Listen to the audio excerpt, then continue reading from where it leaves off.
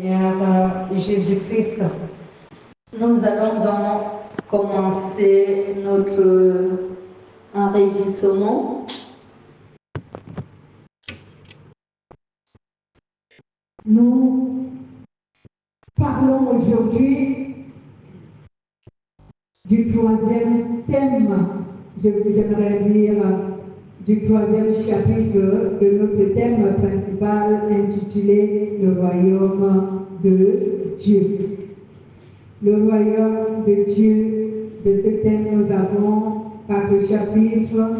Le premier, c'est quoi le royaume de Dieu? Le deuxième, comment obtenir le royaume de Dieu? Le troisième, qui peut entrer dans le royaume de Dieu et qui n'entrera pas? Le quatrième, la vie dans le royaume de Dieu. Ah, merci Seigneur Jésus. Aujourd'hui, donc, nous parlons de qui peut entrer et qui n'entrera pas. C'est notre troisième chapitre. Qui peut entrer dans le royaume de Dieu et qui n'entrera pas dans le royaume de Dieu? Selon vous, qui va entrer? Selon vous, tout le monde veut entrer dans le royaume de Dieu, n'est-ce pas? Mais Dieu a donné des critères qu'il faut respecter pour entrer dans le royaume de Dieu. On n'entre pas dans le royaume de Dieu comme tu irais chez... Voilà, exactement, merci pour l'exemple. Comme tu irais au marché, parce qu'un marché, là-bas, carrément, c'est l'anarchie. C'est la cour du roi plutôt, comme on dit souvent. C'est chacun qui fait ce qu'il veut. Mais Dieu nous a dit qu'il y a des critères qu'il a institués, qu'il a donnés pour nous permettre d'entrer dans le royaume de Dieu. Et d'abord, entrer dans le royaume de Dieu, cela veut dire quoi, bien-aimé? Entrer dans le royaume de Dieu, cela veut dire obtenir l'éternité. Obtenir l'éternité. En d'autres termes, cela veut dire obtenir la vie éternelle. Voilà.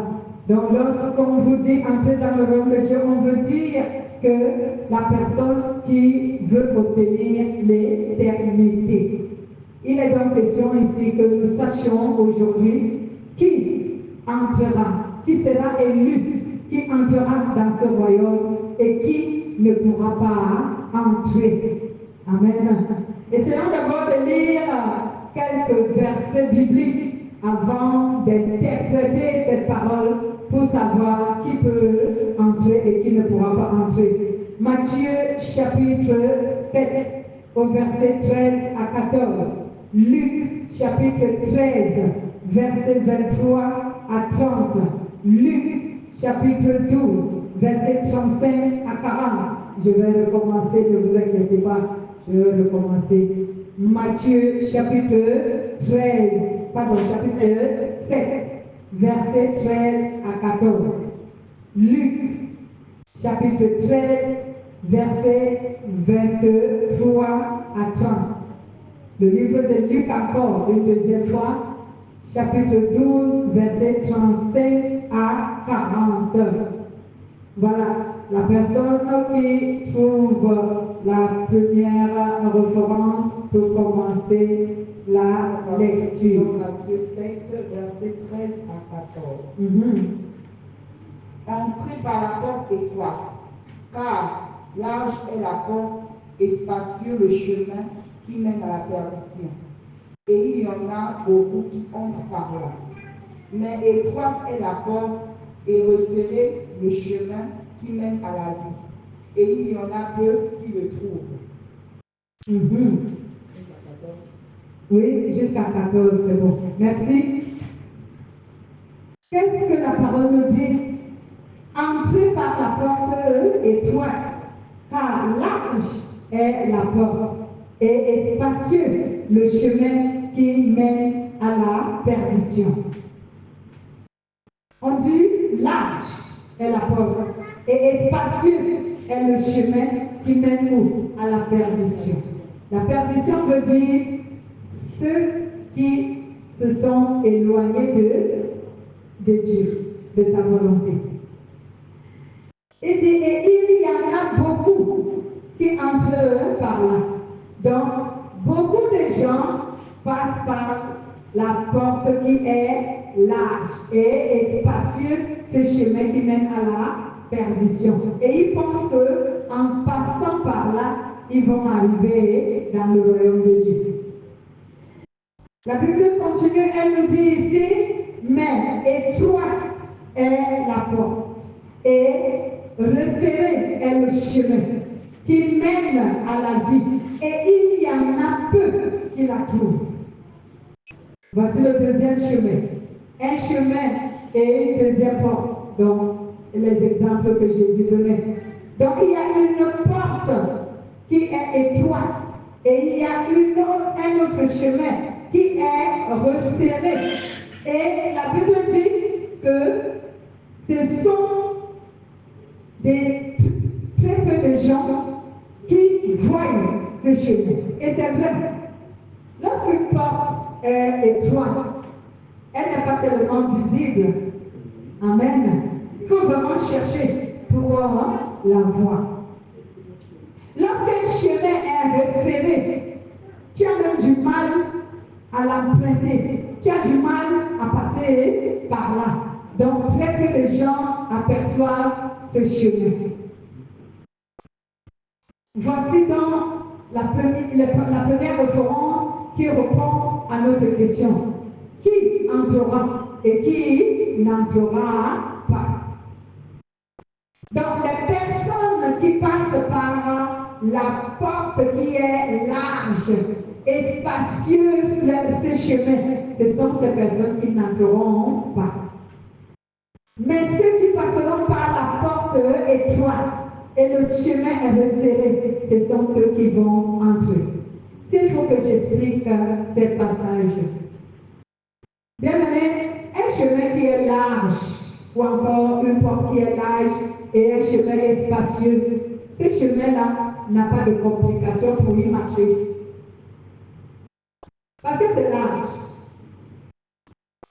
Il n'y a pas d'obstacle pour marcher facilement sur ce chemin. Il n'y a pas d'obstacle. Donc toute personne qui emprunte ce chemin, il marche paisiblement, tranquillement, pas d'obstacle, pas de difficulté.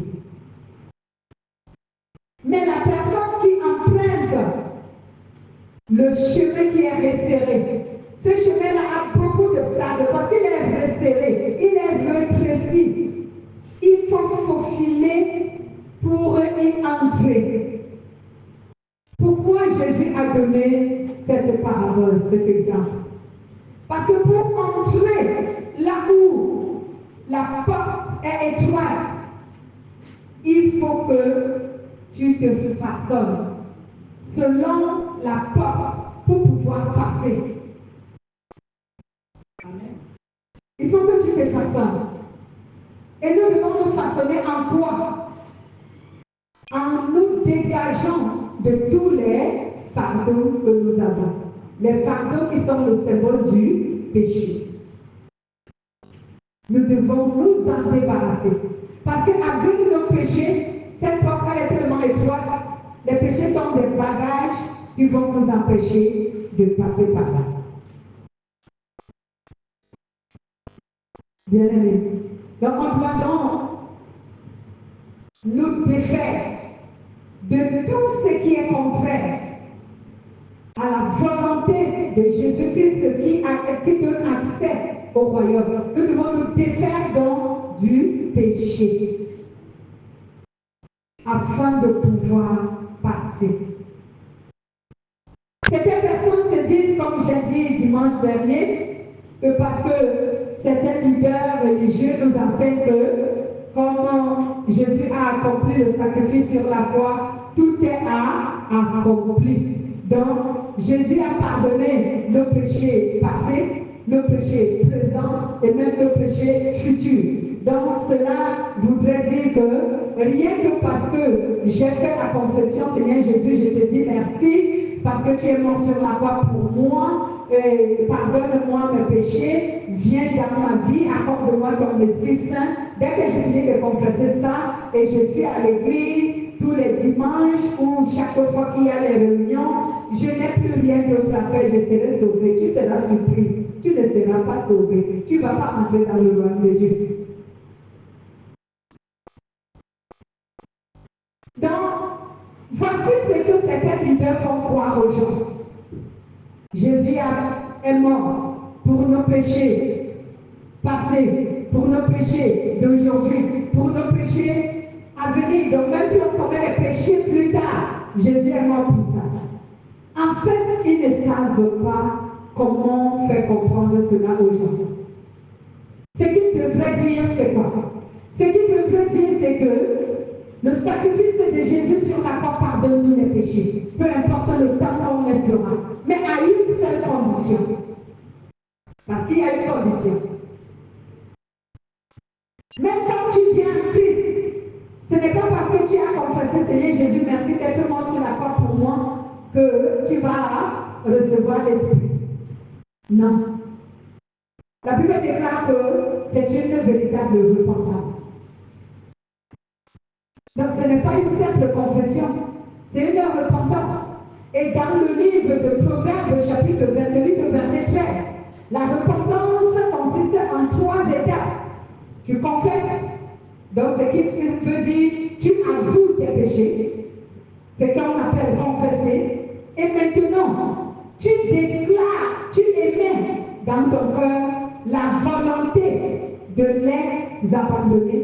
Et troisièmement, tu accomplis la volonté que tu as émise dans ton cœur de quitter le péché. Donc tu quittes le péché. Les 3 étapes, la confession, la manifestation de la volonté dans ton cœur qui consiste à ce que tu désires quitter le péché et maintenant accomplir ta volonté de quitter le péché. Les 3, c'est ça la véritable repentance. Donc la véritable conversion en Christ, c'est cette véritable repentance. Mais comme Dieu est un Dieu clément, est-ce que quand l'Esprit de Dieu vient en toi, tu as déjà quitté le péché? Non. Mais on dit souvent dans la juridiction que on te donne ce qu'on appelle on te croit sur parole. C'est que puisque tu as confessé et que dans ton cœur tu as émis la volonté d'abandonner, alors Dieu te croit sur parole. Donc il te donne le bénéfice du doute. Amen. Il te donne le bénéfice du doute en disant, ok, tu as confessé et dans ton cœur, j'ai vu le désir que tu veux abandonner. Alors je te donne le bénéfice du doute. Maintenant, abandonne.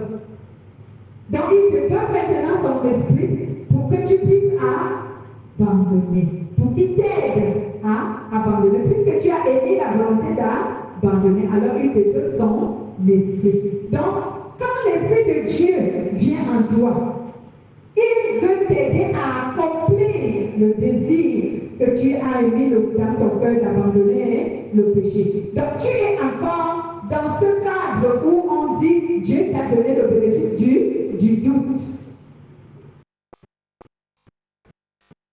Alléluia.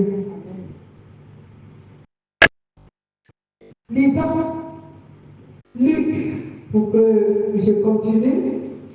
Luc 23 à 30.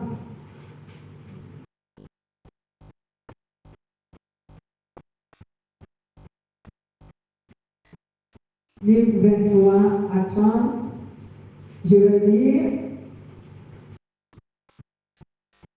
Il est écrit, bien-aimé, quelqu'un lui demande, Seigneur, y a-t-il que peu de gens qui seront sauvés? Jésus répondit, faites tous vos efforts pour entrer par la porte étroite, car je vous l'affirme, beaucoup essayeront d'entrer et ne pourront pas. Quand le maître de la maison sera levé et aura fermé la porte à clé, vous trouverez dehors. Vous mettrez à frapper à la porte, à dire, Maître, ouvre-nous. Il vous répondra, je ne sais pas d'où vous êtes. Alors, vous lui direz, nous avons mangé et bu avec toi. Tu as enseigné dans nos rues, dans nos villes. Il vous dira de nouveau, je ne sais pas d'où vous êtes. Écartez-vous de moi, vous qui commettez le mal. C'est là que vous pleurerez et vous grincerez des dents quand vous verrez, autant pour moi, Abraham, Isaac et Jacob et tous les prophètes dans le règne de Dieu et que vous serez jetés dehors. Des gens viendront de l'Est et de l'Ouest, du Nord et du Sud et prendront place à la table dans le règne de Dieu. Et alors, certains de ceux qui sont maintenant les derniers seront les premiers et d'autres qui seront maintenant les premiers seront les derniers. Alors, qu'est-ce que Dieu, pour continuer avec notre interprétation, Dieu veut nous dire quoi? Le Saint-Esprit veut nous faire connaître ici que toute personne, comme on venait de le dire tantôt, qui se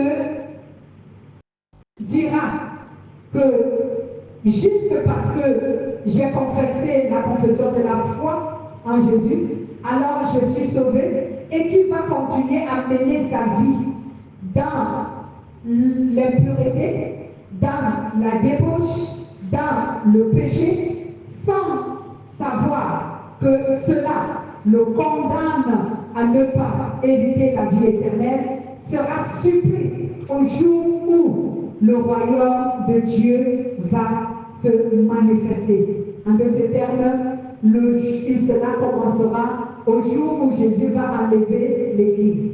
Parce que c'est par là que les gens vont commencer à se rendre compte que, aïe, donc je n'ai pas fait ce que Dieu demandait. Je n'ai pas rempli les conditions ou les critères que Dieu avait donnés pour que moi aussi je sois enlevé comme ceux qui sont enlevés. Ceux qui seront restés, parce que pour l'instant, quand quelqu'un meurt, on ne sait pas d'où il va, puisque les morts ne reviennent pas pour nous dire ce qui s'est passé. N'est-ce pas? Les morts ne reviennent pas pour nous dire ce qui s'est passé. Donc aujourd'hui, si quelqu'un quitte la terre et qu'elle est morte, cette personne, on ne sait pas, est-ce qu'elle est entrée dans le repos de Dieu ou elle est allée en enfer? Qui va nous le confirmer? Personne. Mais la réalité, la vérité va se connaître le jour de l'enlèvement. Parce que certaines personnes vont rester, même ceux qui ont confessé Jésus. C'est pourquoi Jésus dit ici, vous verrez Abraham, Isaac et Jacob assis dans le royaume de Dieu, et vous serez jetés dehors. Cela veut dire vous restez. Pendant l'enlèvement de l'Église, c'est par là que ça va commencer. Où les gens sauront que, oh, donc j'ai pas été correct avec le Seigneur. Je croyais être correct avec Dieu. Je croyais que je pouvais obtenir l'éternité. Mais donc, je ne peux pas. Je ne l'ai pas obtenu. Je n'ai vraiment pas fait ce que Dieu m'ordonnait de faire. Au commencement de notre lecture, Jésus a dit, je cite, je vais un peu lire, Jésus a dit, au commencement, au 23, quand nous avons commencé à lire le verset 23, Jésus a dit quelque part, efforcez-vous. Amen. Il a dit, efforcez-vous de faire quoi? La volonté de Dieu. Efforcez-vous. Certaines personnes, Il y a encore une autre, certaines églises qui ont cette doctrine qui dit on n'a pas besoin de forcer pour obéir à Dieu. C'est Dieu qui donne le vouloir et le faire. Ils ne comprennent pas ce verset. Ils ignorent que les versets bibliques se complètent. Un verset biblique ne peut pas à lui seul t'édifier. Il faut un autre qui le complète. Ils oublient qu'il y a la Bible qui dit quelque part efforcez-vous de faire la volonté de Dieu. Et ils se sont limités à écouter et à interpréter faussement ces paroles en disant que c'est Dieu qui donne le vouloir et le faire. Il y a une sœur qui me l'avait dit lorsque j'avais dit aux chrétiens efforcez-vous de faire la volonté de Dieu. Ils disent c'est Dieu qui donne le vouloir et le faire. Non, elle a mal compris. Je vais vous expliquer. Dieu donne le vouloir et le faire. Cela veut dire quoi? Dieu donne le vouloir et le faire. Cela voudrait dire que Dieu nous aide à lui obéir lorsque nous avons émis le désir de lui obéir. Lorsque nous nous efforçons à lui obéir, alors il nous facilite ce moyen de lui obéir. Mais cela ne veut pas dire que nous nous asseyons et nous croisons les pieds et les mains et Dieu va faire en sorte qu'on lui obéisse. C'est comme s'il nous forçait. Et nous avons appris que Dieu n'est pas un dictateur. Il a donné aux humains le libre arbitre. Cela voudrait dire que les êtres humains ont une volonté souveraine. Cela veut dire, en d'autres termes, que l'être humain peut décider d'obéir ou de ne pas obéir et Dieu ne va pas lui forcer. Dieu ne va pas forcer. Dieu ne va pas l'obliger. Amen. Donc ce sont nos efforts que nous fournissons, que Dieu vient relayer pour émettre à cette volonté, à cet effort, sa puissance afin que nous parvenons à obéir. Si je prends un exemple, je pratique le péché du mensonge. Et Dieu qui veut m'aider, il émet dans mon cœur.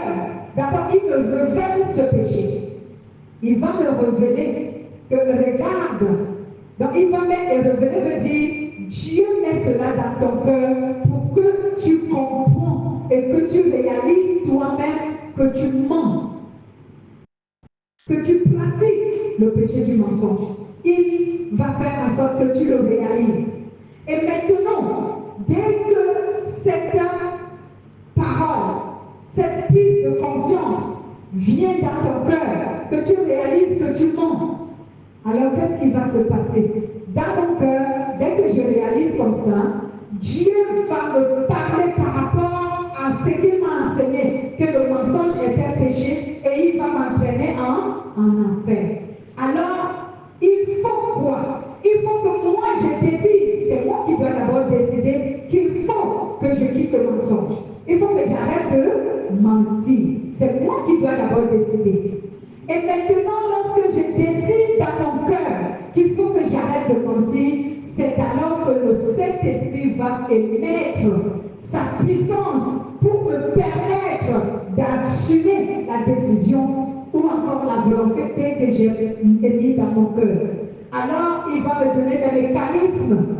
Comment faire pour arrêter de mentir, pour cesser le mensonge? Donc, c'est tout un mécanisme qu'il faut comprendre. C'est pourquoi j'ai l'habitude de dire aux chrétiens que nous ne travaillons pas seuls et le Saint-Esprit non plus ne travaille pas seul. Nous travaillons en étroite collaboration avec lui pour parvenir à être délivrés du mal. Tout seul, nous ne pouvons pas. Et nous seuls non plus, sans notre volonté, il ne peut pas. Est-ce que vous comprenez? C'est cela le mécanisme. C'est pourquoi Jésus a dit ici, efforcez-vous de faire la volonté de Dieu. Donc, toute personne qui ne s'efforce pas à faire la volonté de Dieu, qu'est-ce qui va se passer? Il n'entrera pas. Il n'entrera pas. Parce qu'il n'a pas fait des efforts. Si je me souviens bien, il y a un verset biblique dans le livre de Matthieu qui nous dit que depuis le temps de Jean-Baptiste, le royaume de Dieu est forcé. Et ce sont les violents qui s'en emparent. Que veut dire ce verset? Qu'est-ce que cela veut dire? Depuis le temps de Jean-Baptiste, le royaume de Dieu est forcé. Et ce sont les violents qui s'en emparent. Cela veut dire que depuis que Jésus-Christ a donné la grâce aux hommes d'être sauvés, le royaume de Dieu appartient à ceux qui se font violence de quitter leur péché pour pratiquer la volonté de Dieu afin d'être sauvés. Le royaume de Dieu appartient à ceux qui se font violence pour vaincre leur péché et éviter l'éternité. Donc si tu ne te fais pas violence, tu n'hériteras pas le royaume de Dieu. Quelque part, encore, dans le livre de 1 Corinthiens, l'apôtre Paul dit qu'il a pris l'exemple des athlètes qui courent.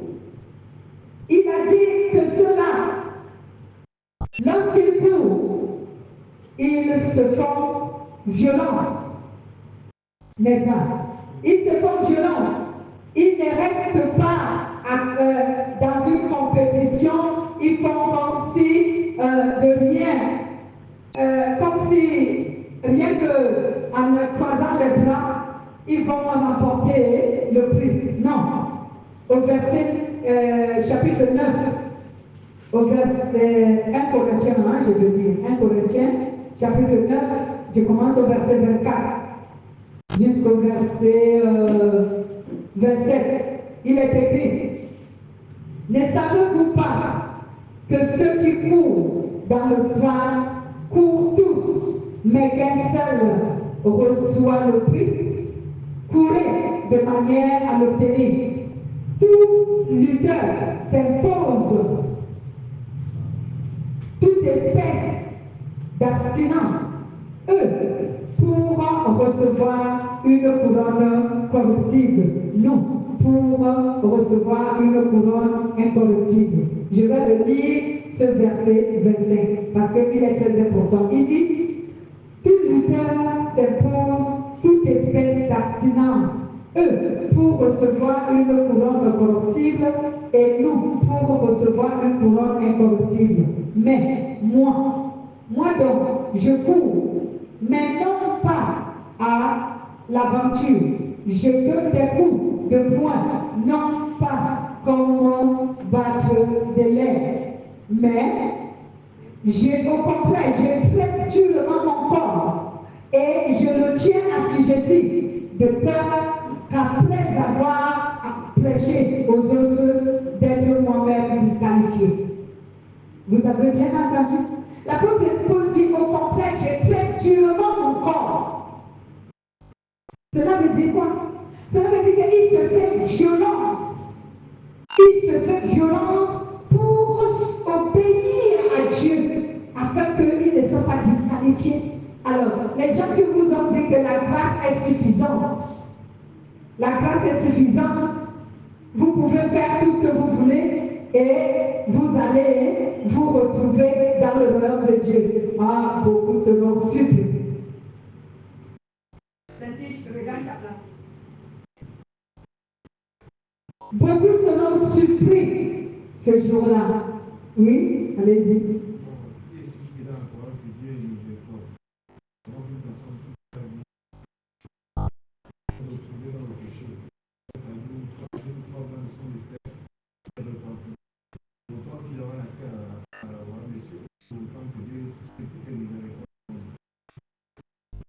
Merci pour cette question. Cette question, la Bible répond à cette question dans le livre d'Ézéchiel. Dieu dit, je pense que c'est Ézéchiel 33, je n'ai pas fouillé parce que c'est long, je pense que c'est dans le chapitre 33. Dieu dit, repentez-vous, je donne la repentance pour tout le monde. Il dit, si un être humain abandonne la justice, donc abandonne la pratique de la parole de Dieu, abandonne l'obéissance, abandonne la sainteté, abandonne la pureté, et il retourne pratiquer le péché.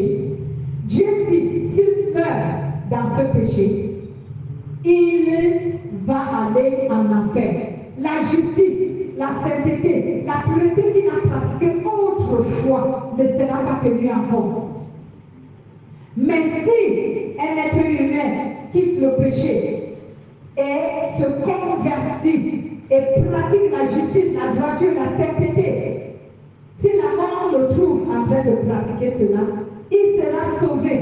Et les péchés qu'il a commis autrefois seront pardonnés. Mais maintenant, il y a une autre référence qui complète cela. Dieu dit, est-ce que le maître de la maison, s'il savait à quel jour le voleur va venir entrer dans sa maison, il se préparerait pour attendre le voleur afin que celui-ci n'entre pas dans sa maison. Mais comme cela n'est pas souvent possible, parce que le maître de la maison ne sait pas quand le voleur viendra, alors s'il croise les bras, qu'est-ce qu'il va se faire? S'il dort, le voleur va pénétrer sa maison. En d'autres termes, le Seigneur dit, vous ne connaissez ni l'heure ni le jour. Donc, c'est un jeu très dangereux de dire, à quelques jours avant ma mort, je vais me convertir, je vais me repentir. C'est dangereux parce que tu ne sais pas quand tu vas mourir. Amen. C'est pour cela que Dieu nous dit, c'est maintenant. L'heure est maintenant. C'est maintenant que nous devons nous préparer à ce royaume. C'est maintenant que nous devons lutter contre le péché. C'est maintenant que nous devons vaincre le péché. C'est maintenant que nous devons pratiquer la sainteté, la justice et la pureté. C'est maintenant que nous devons nous sanctifier. Si nous attendons 2 jours avant notre mort, on sera surpris. Amen. Donc, le chrétien, j'ai souvent donné des exhortations aux chrétiens. Le chrétien doit être prudent.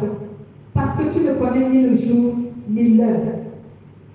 Tout de suite où on est en train de parler, je peux tomber et être mort. Si pendant que je montais ici pour parler, je ne me suis pas préparé à me sanctifier, à être en communion avec le Saint-Esprit, tout ce que j'aurais fait, même si je vous ai prêché la vérité, ça n'aura pas de sens devant Dieu. Vous allez en profiter parce que je vous ai donné la vérité, mais moi, elle ne me servira à rien parce que moi-même, je ne suis pas demeuré dans cette vérité. C'est dangereux de jouer au jeu du chat et de la souris avec Dieu, avec le Saint-Esprit, parce que tu ne sais ni l'heure ni le jour. J'ai l'habitude de faire une quelconque prière. Et je vous en ai enseigné cette prière. Je dis souvent à Dieu, Seigneur, que ta miséricorde manifeste pour moi, jour et nuit, de telle sorte que le jour où tu décides de me retirer le souffle de vie, à la seconde près, il faut que je sois en communion parfaite avec toi, afin que mon âme ait vu l'éternité. À la seconde même que tu veux m'enlever la vie, aide-moi à être prêt. Donc je dois toujours être prêt. Mais cela ne veut pas dire que puisque j'ai fait cette prière, je peux vivre en désordre. Je peux continuer à pratiquer mes péchés en disant, bon, j'ai prié, Dieu me fera grâce. Attention. C'est comme si je me moquais de Dieu. Bien que Dieu dit être notre ami, mais ce n'est pas le genre d'ami qu'on méprise. Faisons très attention. Amen.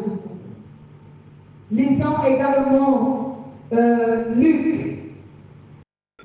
Ou encore, bien aimé, vous avez lu Luc 12, 35, 40 à la maison parce que je n'ai pas envie de faire une très longue vidéo. Amen.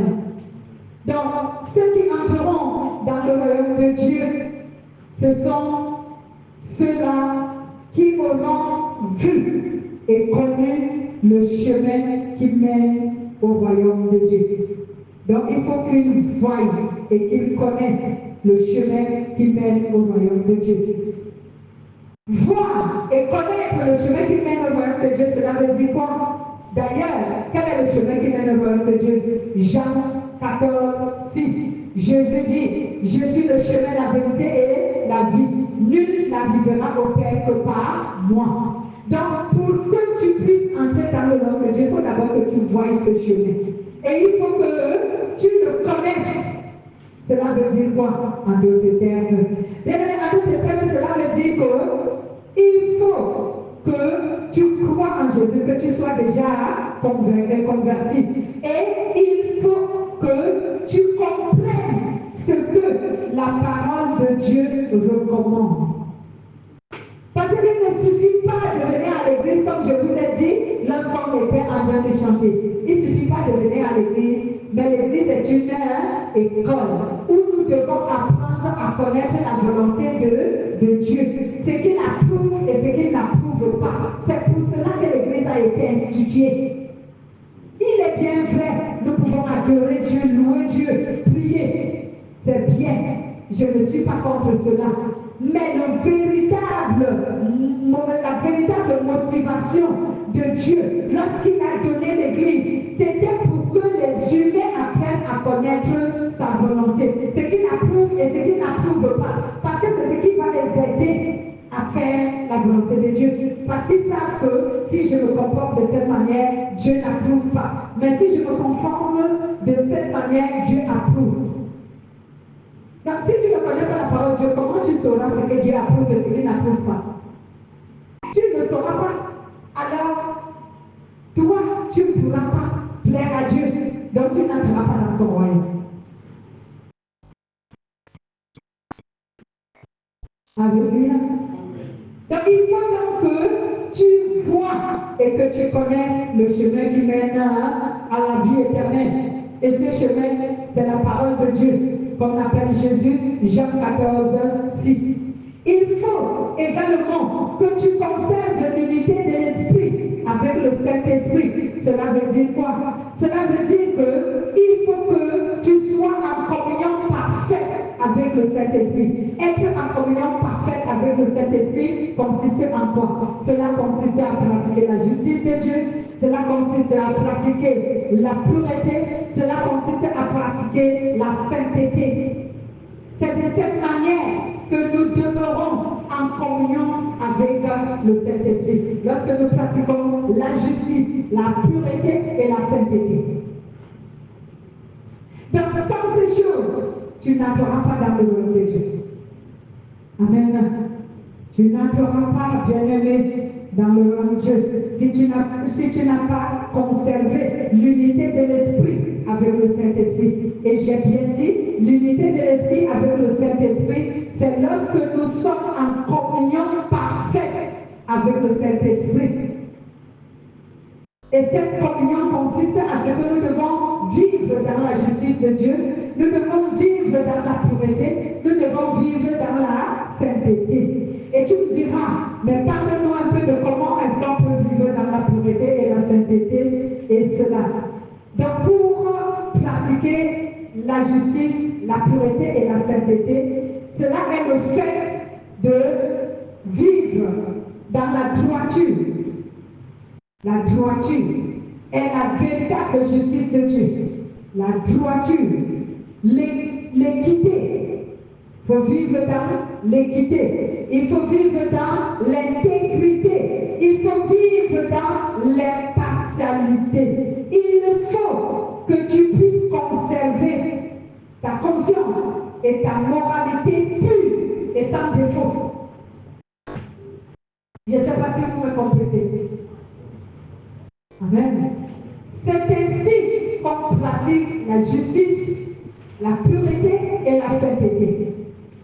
C'est lorsque tu pratiques la droiture, lorsque tu pratiques l'équité, lorsque tu pratiques l'intégrité, lorsque tu pratiques l'impartialité, lorsque tu conserves ta conscience et ta moralité pure, cela veut dire sans conscience ne te reproche aucun mal.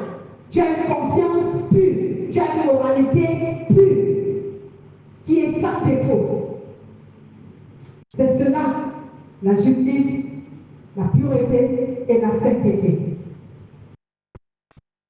Alléluia. Bien-aimé, cela rend un être humain parfait. Donc, il ne faut donc pas oublier que lorsque nous pratiquons ces choses, nous obtenons la perfection en Christ. Souvent, il y a une expression qui dit que la perfection n'est pas de ce monde. Ah oui, mais moi j'ai connu qu'il y a la perfection en Christ. Je vous assure, il y a des êtres humains parfaits sur cette terre. Parce qu'ils craignent Dieu. Alléluia. Il y a des êtres humains qui sont parfaits sur cette terre. Ils ne sont pas nombreux parce qu'on les recherche vraiment. Ils ne sont pas nombreux, mais ils existent. Parce que ces gens-là craignent Dieu. Ils fuient le péché. Ils ne s'approchent pas là où il y a le péché. Ils craignent Dieu de tout leur cœur. Donc, ces gens-là, le monde dira qu'ils ne sont pas parfaits. Ils sont parfaits. En Christ, il y a la perfection. Alléluia. Donc, en Jésus-Christ, nous atteignons la perfection. Et c'est cette perfection qui nous donne accès dans le royaume de Dieu. Dieu n'a donc pas établi ces choses pour rien. Il n'a pas recommandé ces choses pour rien. Il n'a pas recommandé la justice, la sainteté, la pureté pour rien. Il sait que ces choses rendent un être humain parfait. Et c'est quand nous aurons atteint cette perfection que nous allons entrer. Je reviens sur votre question. Les gens me diront, mais est-ce que vraiment vous croyez que nous pouvons être parfaits pour entrer? Ne dites donc pas que Dieu est miséricordieux. Essaye de faire l'erreur de vivre dans le péché et dire Dieu est miséricordieux, il va me pardonner. Ou alors, essaye de jouer à ce vilain jeu que les chrétiens jouent. Les éternelles confessions de péché, les éternelles repentances qui ne finissent jamais. Je t'assure que tu vas rester. Tu vas rester. Parce que les chrétiens jouent à un jeu dangereux. Ils pratiquent le péché, ils demandent pardon, ils pratiquent le péché, ils demandent pardon, ils pratiquent, ils demandent pardon. Aïe. C'est dangereux. Si on joue à ce jeu, on va rester. Alléluia. On va rester. Ce n'est pas parce que Jésus a demandé, a dit à Pierre, si ton frère a péché contre toi, pardonne-le. S'il vient te demander pardon, pardonne-le. S'il te demande pardon, même 70 fois 7, demande pardonne-le. Les gens se confient à ces paroles parce qu'ils ne comprennent pas le sens. Ils se disent que bon, je peux demander 1 million de fois, 1 milliard de fois pardon à Dieu, alors Dieu va toujours me pardonner. Ah, je ne suis pas contre, mais je t'assure que tu vas avoir une mauvaise surprise. Parce que Dieu, lui aussi, il a la patience. Et la patience de Dieu aussi a des limites. Amen. Ne croyons pas que la patience de Dieu n'a pas de limites. La patience de Dieu aussi a des limites. Donc arrêtons de jouer à ces jeux qui est dangereux. Que tu pratiques, tu confesses, tu pratiques, tu confesses, tu pratiques, tu confesses, tu pratiques. Mais quand est-ce que c'est comme si Dieu n'était plus puissant? C'est comme si Dieu ne te venait pas en aide. Comment tu n'arrives pas à vaincre le péché depuis que tu es chrétien? Et pourtant, Dieu nous donne cette possibilité. Dieu nous aide. Comment se fait-il que certains chrétiens parmi nous, nous pratiquons les péchés dont nous n'avons jamais pu vaincre? Tu es chrétien pendant 5 ans, 10 ans, 20 ans, 30 ans, et même ceux qui sont chrétiens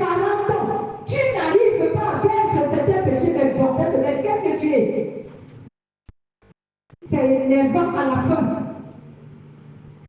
C'est énervant. Parce que moi, je vous assure que, d'ailleurs, vous me connaissez. Lorsqu'un chrétien a fait déjà 1 an, je commence à te regarder avec les yeux à travers.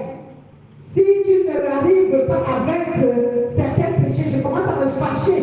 Parce que c'est énervant que tu aies emmagasiné la parole de Dieu pendant des années et tu n'arrives pas à vaincre certains péchés. Mais c'est comme si tu venais jouer ici. Amen. Je sais que si je peux m'énerver, le Saint-Esprit aussi peut s'attrister. Nous devons être capables de vaincre certains péchés à un certain moment. À un certain moment, nous devons être capables de vaincre certains péchés. Mais si nous n'arrivons pas à vaincre les péchés, c'est que nous venons nous amuser. Nous ne sommes pas sérieux. Nous ne tenons pas vraiment compte de la relation que nous avons avec Dieu. On s'amuse. Alléluia. Donc on doit donc savoir que, bien aimé, lorsque tu dois entrer dans le royaume de Dieu, si tu veux bien entrer, voici les détails que je te donne aujourd'hui.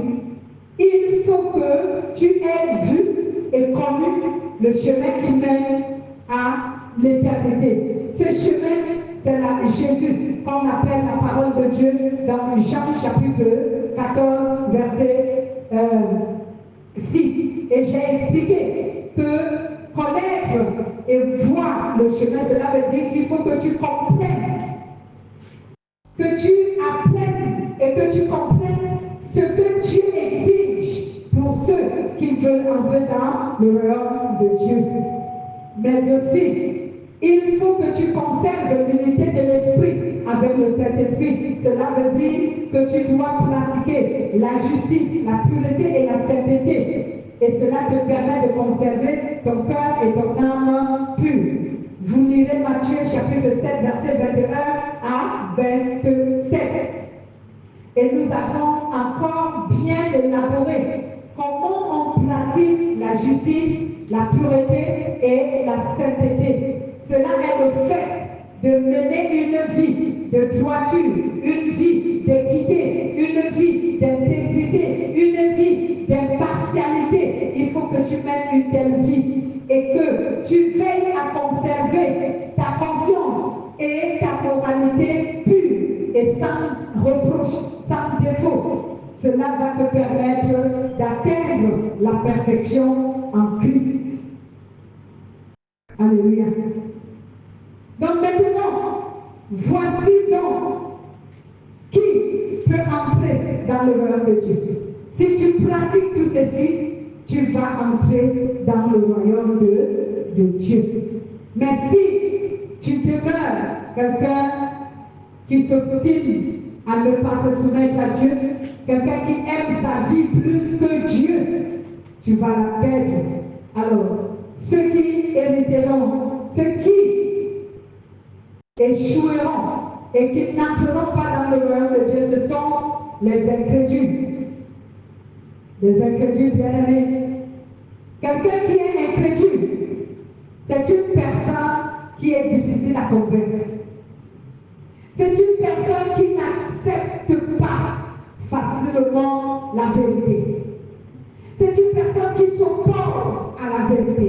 C'est une personne qui est réticente, qui a le cœur fermé, qui a les raisonnements, les doutes.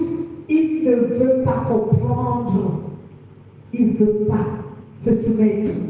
C'est une personne qui ne veut pas se soumettre à la volonté de Dieu. Bien-aimé, ce genre de personnes n'entreront pas. Voilà. On les appelle tous les incrédules. Quand tu désobéis à Dieu, tu es un incrédule. Alléluia. Tu es un incrédule. Un incrédule, c'est quelqu'un qui est hostile à la parole de Dieu. Il n'accepte pas de se soumettre à la parole de Dieu. Il est infidèle. En fait, pour lui, c'est comme ce n'est pas quelque chose d'important pour lui. Il existe trois sortes d'incrédules dans le monde. Trois sortes de personnes, ou encore trois classes de personnes incrédules dans le monde. La première classe des incrédules, ce sont les non-croyants. Les non-croyants. Ouais. La deuxième classe des incrédules, ce sont les apostats. Apostats. Avec T à la fin. TS. Les apostats. Et la troisième classe des incrédules, ce sont les infidèles. Trois sortes de personnes incrédules dans le monde. La première classe de personnes, ou la première catégorie de personnes incrédules, ce sont les non-croyants. La deuxième catégorie de personnes incrédules, ce sont les apostats. Et la troisième catégorie des personnes incrédules dans le monde, ce sont les infidèles. Je vais vous expliquer ce que c'est que ces trois catégories de personnes qui sont incrédules sur la terre. Bien aimés, les non-croyants sont des gens, la première classe ou la première catégorie, c'était les non-croyants, n'est-ce pas? Ce sont les gens qu'on appelle les athées. Ce sont des gens qui ne croient pas à l'existence d'un Dieu créateur de l'univers. Ils ne croient pas à l'existence de ce Dieu. Ils nient également l'amour que Dieu a manifesté pour l'humanité. Ils ne croient pas en cela. Ah, Seigneur, prends pitié. Les non-croyants sont des gens qui ne croient pas à l'existence d'un Dieu créateur de l'univers. Ni ils ne croient pas non plus à l'amour que Dieu a manifesté à l'humanité. Ils rejettent Dieu et ils rejettent le Fils de Dieu qui leur a apporté le salut. Ils le rejettent. Voici donc pourquoi vous voyez ce genre de personnes, ils se sont fait d'autres dieux. D'autres dieux sur lesquels ils ont placé leur confiance. D'autres dieux sur lesquels ils ont placé leur espérance. Vous allez trouver ce genre de personnes, ils ont des dieux. Ils ont des dieux et peut-être même que certains ne savent pas que ce sont les dieux qui se sont faits. Mais ils ont des dieux, puisqu'ils ne croient pas au Dieu créateur de l'univers. Ils ne croient pas à l'amour que ce Dieu a manifesté pour l'humanité. Ils se sont faits d'autres dieux. Vous trouverez d'autres. Leurs dieux, ce sont leurs richesses. Leurs richesses deviennent leurs dieux. Comme ils sont riches, alors ils ne croient pas à un Dieu qui existe, qui a créé l'univers. Ils ne croient pas en lui. Il y a d'autres qui se sont faits des esprits comme Dieu. Ils sont dans la franc-maçonnerie, l'occultisme, la sorcellerie, la magie et tout le reste. Ils se sont faits des dieux. Ils ne croient pas au Dieu véritable. Non, ils se sont faits des dieux. Vous voyez chez nous, il y a la tradition africaine.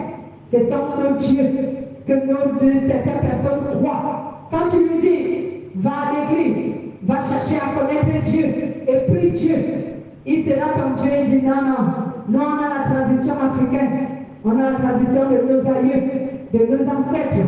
Ce sont des dieux, ce sont des personnes, les non-croyants, ils ne croient pas en Dieu véritable.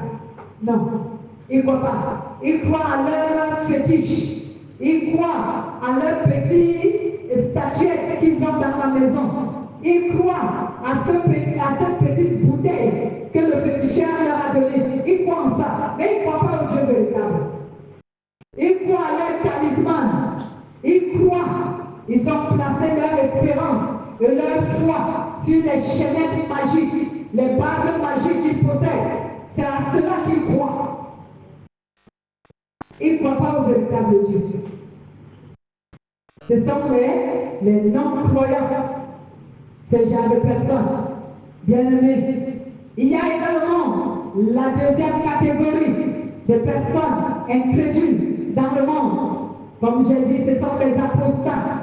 Les apostats sont les gens qui nient la foi en Jésus-Christ. Ils n'admettent pas que Jésus-Christ est le seul au moyen duquel les hommes sont sauvés. Non, ils ne croient pas ça. Ils n'admettent pas que Jésus-Christ est le seul à travers qui les hommes sont sauvés. Non. Ils affirment qu'il y a d'autres voies et d'autres moyens par lesquels les hommes peuvent être sauvés. Ce sont les apostats. Ils ne croient pas en la foi en Jésus. Ce sont ces apostats qui se sont fait d'autres religions, telles que le catholicisme qui primarie, le bouddhisme, l'islam et tous les autres, l'hindouisme, et ainsi de suite. Ce sont ces gens-là qu'on appelle les apostats. Ils ne croient pas que ce n'est qu'en Jésus-Christ seul que l'être humain peut être sauvé. Pour eux, selon eux, ils affirment qu'à travers d'autres chemins, on peut aussi être sauvé. On appelle ces gens-là les apostats. Ce sont les incrédules. Ce sont ces gens-là dont la Bible parle dans 1 Jean chapitre 4 au verset 1 à 3. Il y a également la dernière classe, la dernière catégorie de personnes incrédules qui n'hériteront pas le royaume de Dieu. Les infidèles. Aïe, les infidèles, ils sont nombreux. Les infidèles, ce sont les gens qui croient à l'existence de Dieu. Ils croient que Dieu existe, que Dieu est le créateur de l'univers, mais ils n'ont pas encore reçu Dieu. Mais ils croient à son existence. Amen. Les infidèles, ils croient à l'existence de Dieu, mais ils ne l'ont pas encore reçu. Ils ne l'ont pas encore reçu dans leurs âmes bien-aimées. Ils le confessent seulement des lèvres. Ils confessent de leur bouche que Dieu existe. Mais ils sont tellement éloignés de Dieu. Leur foi n'existe pas pour Dieu, bien-aimés. Ils sont tellement éloignés de Dieu. Ces gens-là qui sont des infidèles. Quand tu les entends parler de Dieu, tu peux te dire qu'ils ont une relation avec lui. Alors que ce n'est que tes bouches, leurs actes et leurs actions, leur vie démontrent qu'ils n'appartiennent pas à Dieu, qu'ils n'ont pas reçu Dieu et qu'ils sont très très éloignés de Dieu. Ce sont des incrédules. Eux aussi sont des incrédules. Vous les trouverez le livre de Matthieu chapitre 15 au verset 8 et également Matthieu chapitre 7 au verset 16 à 20. La Bible dit vous les connaîtrez à leur fruit et on les reconnaît à travers leur vie. Certaines de ces personnes incrédules se trouvent dans nos assemblées. Ils sont appelés, ils se sont fait appeler chrétiens, mais comment vous pouvez les connaître? Leur foi pour Dieu est partielle, superficielle. Leur foi en Dieu n'est pas profonde, elle est superficielle. Alléluia. Ils flottent comme les vagues de la mer. Hein? Pourquoi? Parce qu'ils sont bien partagés. Ils ont un pied dans le monde, un pied dans l'église. Les incrédules. Alléluia. Ces gens-là n'entreront pas dans le royaume de Dieu.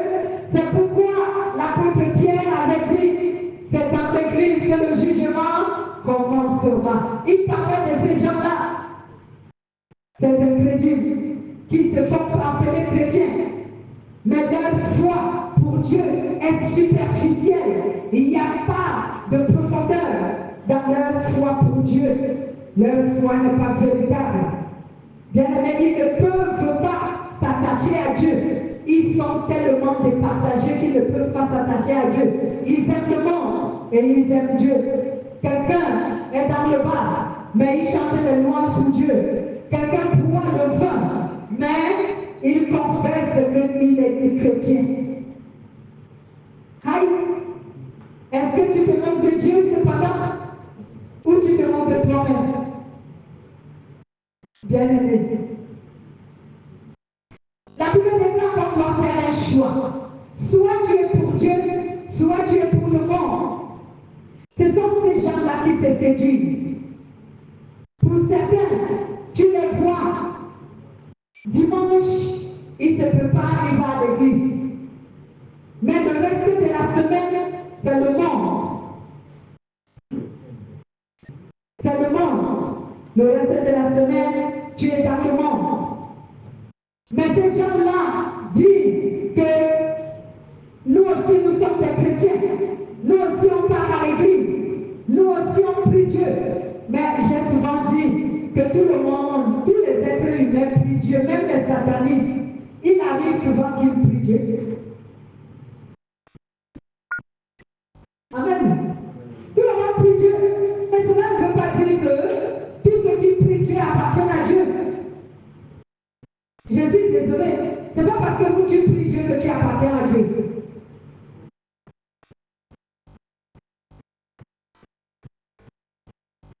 Alléluia. Pour terminer, bien-aimé, tu dois savoir que pour entrer dans le royaume de Dieu, il n'y a qu'un seul chemin. Tu dois garder la communion avec le Saint-Esprit si tu l'as reçu. Si tu n'as pas encore reçu le Saint-Esprit, il faut que tu fasses tout pour recevoir le Saint-Esprit. Mais si tu as déjà reçu le Saint-Esprit, il faut que tu conserves la communion avec le Saint-Esprit. Sinon, tu n'entreras pas. Nous avons appris que c'est le Saint-Esprit qui a la capacité de nous faire quitter notre corps charnel pour monter à la rencontre de Jésus dans les airs. Amen. Si tu n'as pas le Saint-Esprit, comment tu vas faire pour quitter la terre, pour rencontrer Jésus dans les airs? Parce que quand l'enlèvement de l'Église va arriver, ce n'est pas un ange qui va te dire monte sur mon dos et je t'amène en haut. Non, c'est le Saint-Esprit qui habite en toi, qui va t'enlever de la terre pour t'amener au ciel. Alors si tu n'as pas le Saint-Esprit, tu ne vas pas monter. Et quelqu'un dit Amen. On a terminé, bien-aimé. Passez un bon dimanche, on va commencer à prier Dieu.